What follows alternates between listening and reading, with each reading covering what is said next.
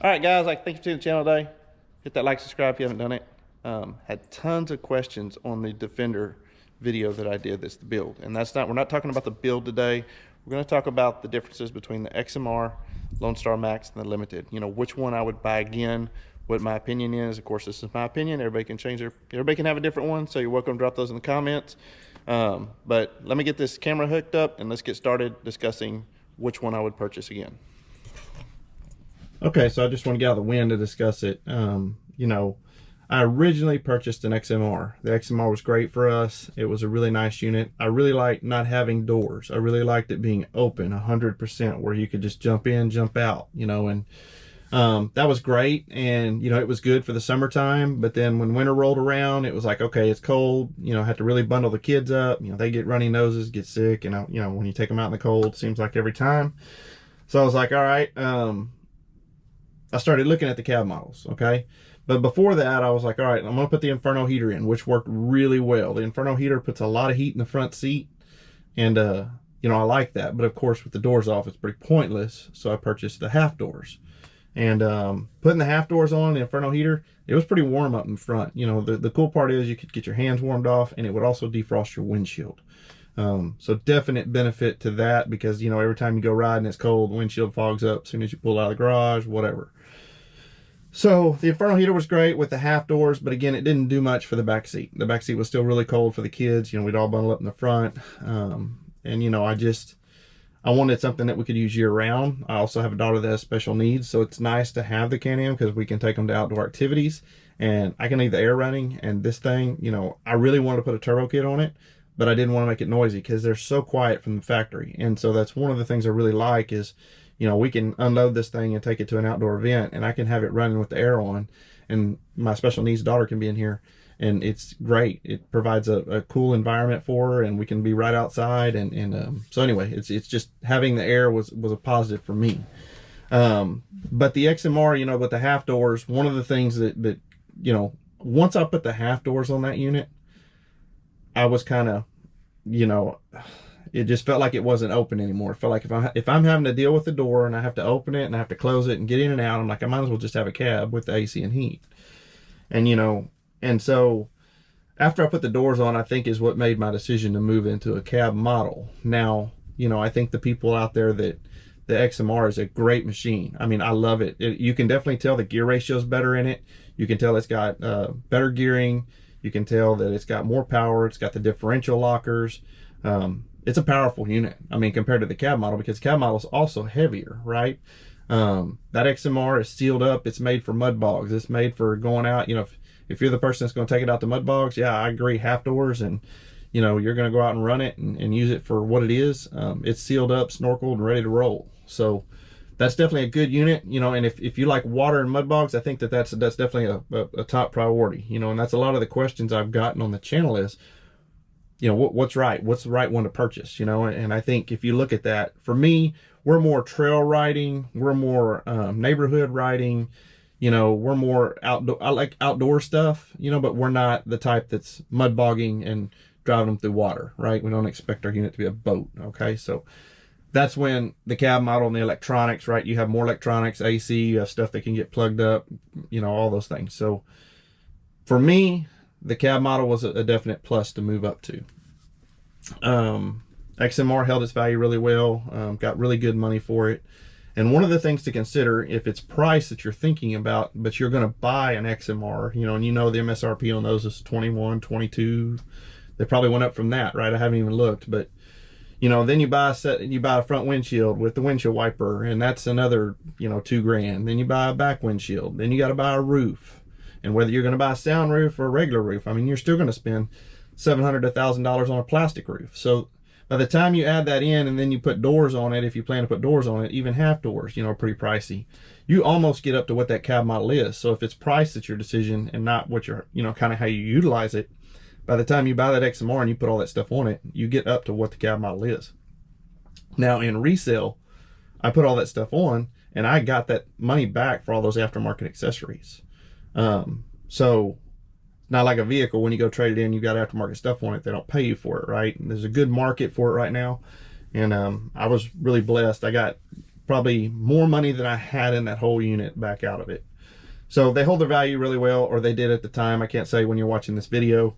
You know, this is of course 2022 when everything is expensive and you can't buy it. Okay. Moving on to the cab models, when I made the decision, I was like, oh, okay, so Canam now offers a unit with a JL roof, right? Which is this roof up here. I was thinking in my head, I'm like, you know, it's all factory sealed, you know, it's nice. It's going to come ready to go. I don't have to do it. It's turnkey. But of course the Lonestar Max that has the JL roof is a little bit more than limited. So I opted to go ahead and get the Lonestar Max with the JL roof. Again, the JL roof is a good top. It has good sound. You know, sound quality is pretty good. You know, if you're gonna roll the windows down, have a couple people around, it's gonna do fine. You know, if you want a sound system though, if you want something that's really loud, something that's got a lot of bass, you're gonna have to do some adders. And if you go back, I don't want to talk about all that in this video. If you go back to my build video, it explains adding amps and speakers and more amps for the subs and all that, right? Which takes up under the seat space in the back. If I had the whole thing to do over again, I would have ordered the limited, and I would have ordered the Audioforms level 5 top with the 212s. I had that top on my other XMR and you literally almost couldn't sit under it. It was really good sound system. It was really good quality and I really liked it. So my preference today, if I was reordering the same unit I'm sitting in today, and that's probably the most questions I've gotten, I would order the limited and call Audioforms up and order the top for it. Just take the plastic top off and, you know, don't pay the premium for this JL top. You know, but if it, again, now if you're just riding around the neighborhood, you just want something that has pretty decent music, you're not looking to really do a bunch of adders, and this is an amazing unit. Okay, so that's just my opinion, but kind of wanted to put it out there because I've had tons of questions on it. Having the cab model has been great. I've had this one probably about 6 to 7 months. You know, mine shipped out right when they were available. They started shipping them, so I was fortunate to get it early. I did a good build on this one, but having the heat and the air conditioning has been amazing. And even being able to ride later at night, you know, on the bugs and, you know, when it's cool or any of those things, you don't have to worry about it. Like we can literally go ride 10 o'clock at night, midnight, whatever time it is, doesn't really matter what the temperature is, because it's nice, it's cozy, and it's good to get in. And the key benefit to this is, and this was the sale, my wife was like, I don't want something we're always closed in, I want something that opens up. The good thing is in these vehicles is you can open the front windshield and you can roll all the windows down, and it's just like the XMR was with half doors. It's really no different. So kind of my opinion on that. There's a lot of things you get with the cab model, you know, like you get the front wiper, you get the front windshield, you get the doors, you get the power windows in the front, you get the defrost, the heat, the cool, all of those things. So there's a lot of benefit in ordering the cab model, but you just got to know kind of what you want. I will say the non-cab models, definitely you can feel the power a lot better in the non-cab models just because they're a lot lighter. If you go look at the weight on the specs of them, you know, even an XMR or an XT or any of those that are non-cab models, they're very light with horsepower, right? And then you go order the cab model, it's almost 1,000 pounds heavier. Don't quote me on that, just go look it up. But you can definitely feel the weight, right? It's a different machine. It handles different. You know, I floorboarded this machine. It has decent power. And of course I've got 35s on it, but I drove it some when it was stock also. And I've re-clutched this one and I gave up some of my top end. And I'll do a video on the EPI clutching and I'll get that out to y'all so you can kind of know what my thoughts are on that with the 35s and the EPI clutch. But overall I'm happy with it, but I just, you do give up some top end when you put the large tires on and you re-clutch it. But without re-clutching it, it was definitely it definitely didn't have the power I was looking for. So anyway, today what I'm going to do is, I'm in the cab right now. It's about 45 degrees outside right now, and all I've done is back it straight out of the garage, fired it up and shut it off. I'm going to start it up, and we're going to drive it right down the road, come back, and I'm going to show y'all what the temps are on the heat, right? Because everybody wants to know, how fast do they heat up? Well, I guess it depends on your temp outside, but you know, if you sit here and let it idle, I would say it takes probably about 10 to 15 minutes for the engine to get warmed up, you know, to full and start getting good hot air out of the heater. But you know, if you take it out and you drive it pretty quick, it's just like your vehicle. It heats up pretty quick. So we're gonna do that test, and let's get that started. Let me turn this camera around. Okay, so as you can see, we have no bars on the temp. Okay. Inside the cab right now, because it's been in my garage, is about 70 degrees in this cab. We'll turn the power on here. And go to heat. We'll put the fan on medium. And we're on max temp right there. You can see that. I'll point these ways from that. Pointing at the camera.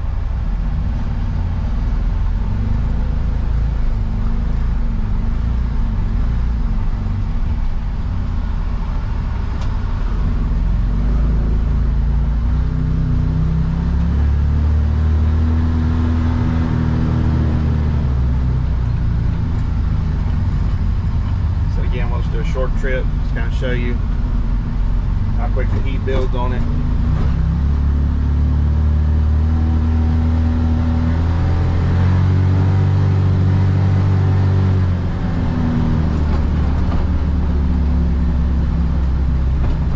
And another reason with the cab is you can tell how quiet it is in here. I mean, we're driving and I'm shooting a video, you know, if the windows were open, definitely wouldn't be able to do that at all.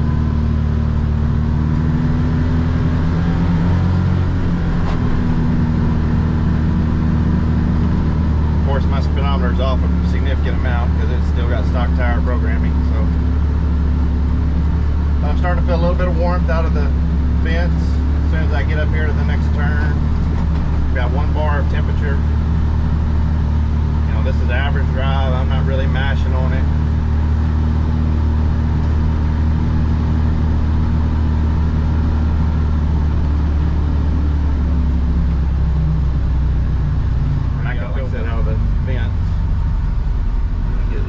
Turn around down here.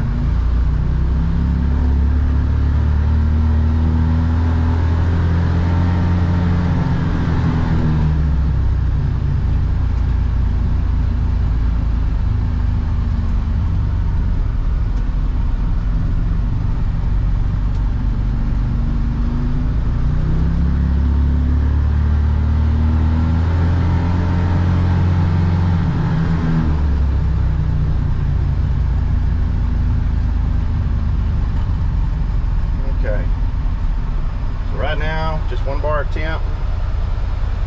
Is at 99, 101. About 101 is what we're showing on the infrared.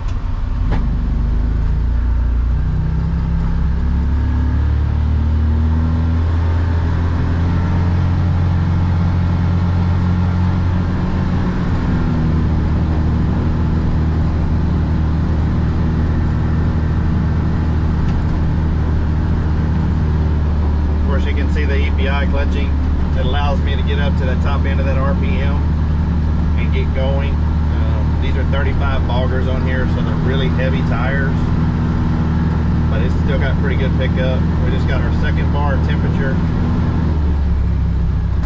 I will say the cab models do burn a lot more fuel than the standard models, so if you're running the air conditioner and even running the extra weight, I guess is what it is. You know, my XMR was kind of like a golf cart. You know, we drove it around a bunch and you didn't use much fuel, but you leave this thing running and you drive it some just because of the extra weight. You should probably start carrying you a little extra fuel with you. Now, if you're going to a park or something, because I can see burning through a tank of fuel pretty quick in these things.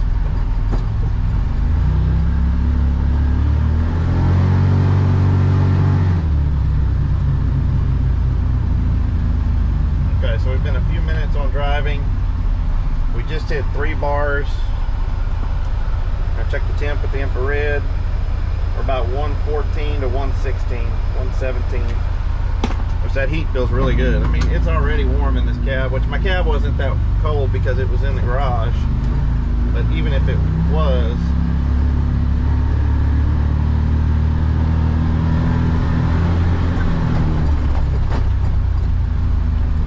put it in low range for a minute, try to get some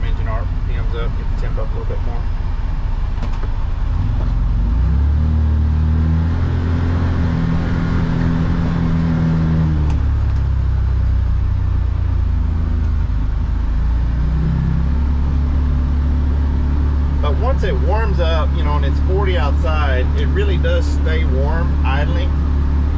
And the cab stays very warm idling also. So it's not like I gotta go drive it to keep it warm. Now, if you live up north where it gets really cold, that might be an issue, but you know, in 40-degree weather, I don't see that to be any issue. And of course, I've tightened all my doors up, got all my seals pretty good. I show that in my other video. So we're still sitting at 3 bars. All right, let's check our temp. So we're showing about 130 on the heat coming out now.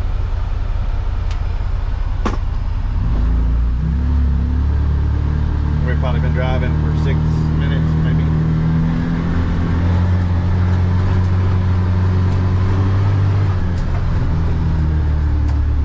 Try to get you at least up to 1 more bar.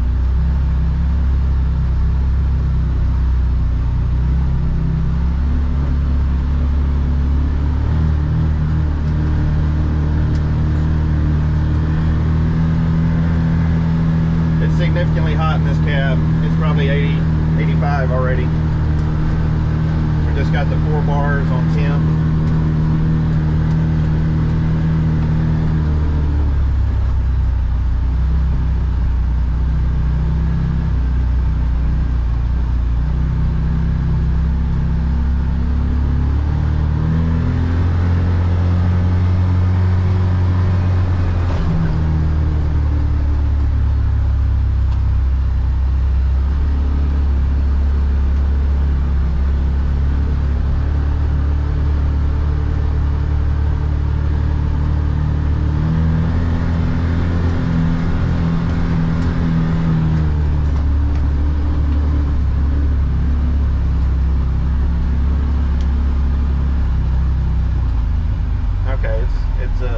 Probably well over 90 in this cab now.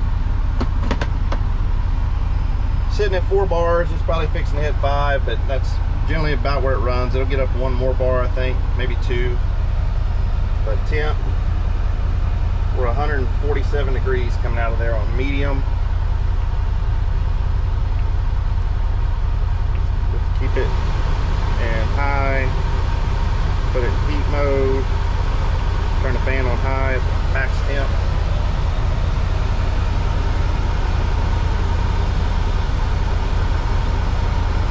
Yeah, we're showing about 148, 153, 154, 57. You can tell it's creeping up there. So the heat does definitely work good.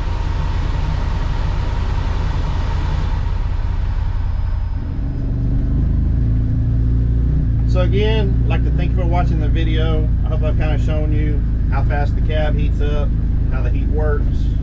You know, if you've got any questions, drop below. We'll try to get a video done for you. Like I said, again, just my opinions, XMR versus Lonestar Max versus the limited model. Hit that like and subscribe, and we'll catch you on the next video.